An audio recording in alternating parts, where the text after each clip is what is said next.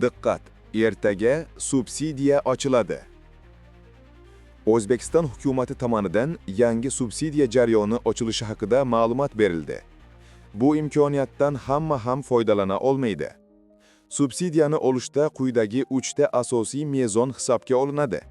Birinchi, oila a'zolarining umumiy daromadi. Ikkinchi, ko'chmas mulk mavjud emasligi. Uchinchi, ijtimoiy mezonlarga mos kelishi. Mutaxassislar ogohlantirmoqda. Subsidiya olish jarayonida har bir hujjat to'g'ri va aniq bo'lishi kerak. Aks holda ariza rad etilishi mumkin.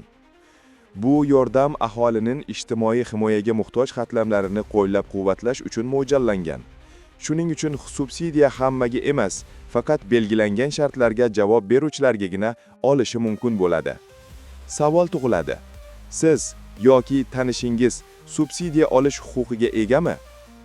Videoni oxirigacha ko'ring, like bosing, fikrlaringizni kommentariyda qoldiring va eng so'ngida kanalimizga obuna bo'lishni unutmang.